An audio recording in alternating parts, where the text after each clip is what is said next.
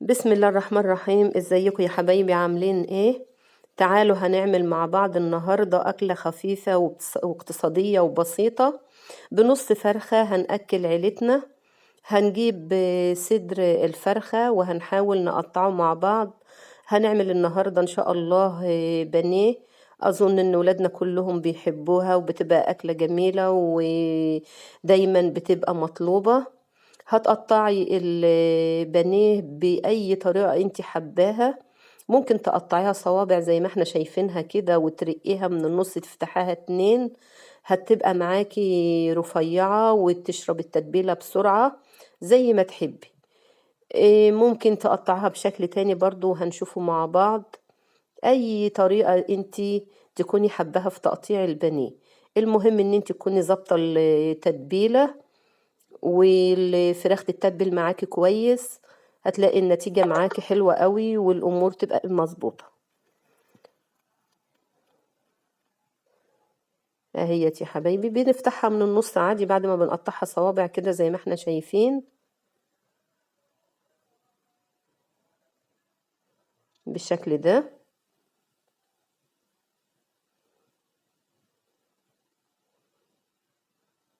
كمان ممكن تقطعيها شرايح عريضة لو انت حابة.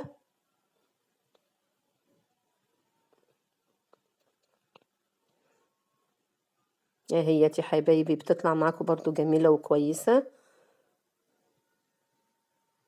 ما شاء الله.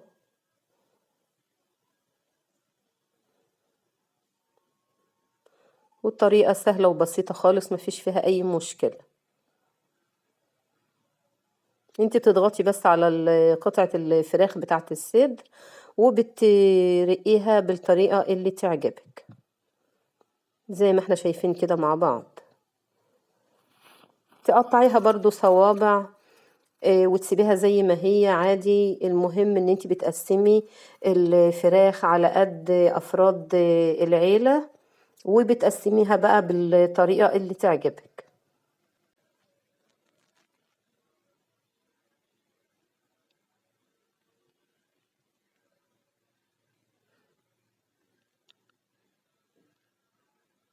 ما شاء الله بعد ما قسمنا الفراخ بتاعتنا وقطعناها بكذا طريقة. عملتيها صوابع عملتيها برضو صوابع وفتحتيها من النص انها تبقى رقيقة شوية. حبيتي تعمليها شرايح عريضة مفيش اي مشكلة. بتقسمي البانيه بالطريقة اللي انتي عاوزاها. بعد كده بقى يا حبايبي تعالوا هنعمل مع بعض التتبيلة بتاعتنا. بيبقى معانا بصلة ومعانا طماطماية معانا حباية فلفل حامي أو بارد زي ما بتحبي ومعانا 5 6 في صوص توم. بناخد كل الخضار دوت وبنيجي على الكبة وبنضربه فيها مع نص كوباية مية ونص كوباية خل. الخل ده ضروري علشان يدبل الفراخ ويخليها في التسوية تبقى ما تاخدش تسوية كتيرة. وبنضرب كل الحاجات ديت في الكبة مع بعضها وبتيجي على بولة بقى او طبق غويط وبتصبي الخليط اللي احنا عملناه مع بعض من التتبيلة الجميلة دي. طبعا بتضيفي لها بقى التوابل بعد كده. كمان معانا ليمونة كبيرة او ليمونتين متوسطين لو انتي حابة. الليمون والخل هنا ضروري في التتبيلة بيدي للفراخ طعم حلو قوي وفي نفس الوقت بيخلي الأنسجة بتاعة الفراخ تبقى طرية وفي التسوية تبقى سهلة وتبقى بسيطة. هنعصر الليمونة مع بعض. ليمونة كبيرة على العصارة بس شوية. بعد كده هنبتدي بقى ان احنا نضيف التوابل بتاعتنا زي ما احنا قلنا. بتضيفي كمون على قد الكمية اللي انت عاملاها. طبعا انا حاطه نص معلقة كمون ونص معلقة ملح. الحدق طبعا حسب الرغبة عادي مفيش مشكلة. وطبعا هنضيف برضو فلفل اسمر وبنضيف كركم لو موجود. لو انت مش حابة خلاص. وبنقلب التتبيلة كلها مع بعضها زي ما احنا شايفين كده يا حبايبي. وبننقع بقى فيها الفراخ اللي احنا قطعناه، اللي هي البانيه بتاعنا. لما نيجي لساعة الطبيخ قبلها بنص ساعة، بساعة، بساعتين على رف التلاجة، ما بيجرالهاش اي حاجة. بتقلب بيه كويس قوي قوي في التتبيلة. وبعد كده بقى هنغطيها وهنحطها في قلب التلاجة بتاعتنا لما نيجي نجهز الاكل بتاعنا. انا عن نفسي سبتها حوالي ساعتين، وبعدين هبتدي بقى ان انا اعمل الكفر او التتبيلة بتاعت البانيه. بنضيف هنا بطين ونص معلقة كركم برضو. انا بحب الحقيقة الكركم في التتبيلة لاي فراخ، بيبقى جميل جدا وصحي. ونص معلقة فلفل اسمر، ونص معلقة ملح، ونص كوباية مية. لو انت مش عايزة تضيفي مية وعندك لبن حطي لبن عادي.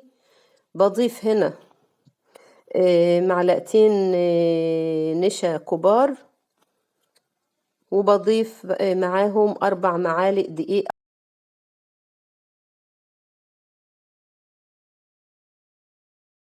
يبقى هنا ضفنا 3 معالق دقيق ومعلقتين نشا كبار.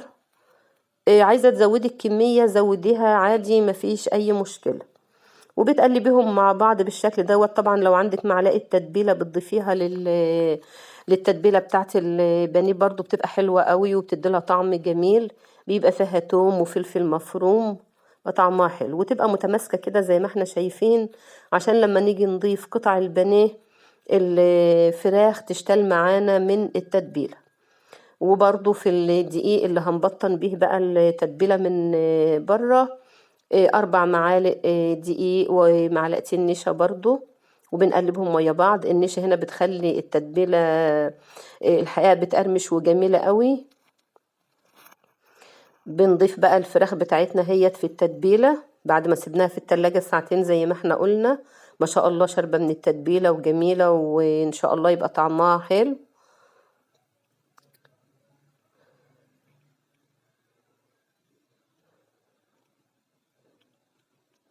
زي ما احنا شايفين التتبيلة ما بتبقاش يا حبايبي خفيفة، يعني بتبقى وسط كده عشان الفراخ تشتل من الكفر ده ويبقى طعمها حلو في الاكل باذن الله. بنقلبها بقى في الدقيق كده وبنضغط عليها بعد ما بتشتل دقيق بصوابعنا كده ضغطة خفيفة تاخد من الدقيق اللي احنا مقلبينه في النشا ده. وهنيجي على الزيت بقى. الزيت بتاعنا بيبقى على نار متوسطة، ما بنبقاش معليين النار قوي تحت الزيت، عشان الفراخ برضو تاخد راحتها في التسوية. بسم الله ما شاء الله، هي استوت وخدت معانا اللون الذهبي الجميل وطالعه مقرمشه وجميله ما شاء الله. والله ريحتها وطعمها حلوه قوي. اتمنى ان انتوا تجربوها. ما شاء الله بتاخد على النار الهاديه، مش هاديه قوي، نار متوسطه، بتكون خدت راحتها كده في التسويه وبتاكلي الفراخ وانتي مطمنه. بنخلص بقى بقيه الكميه اللي معانا.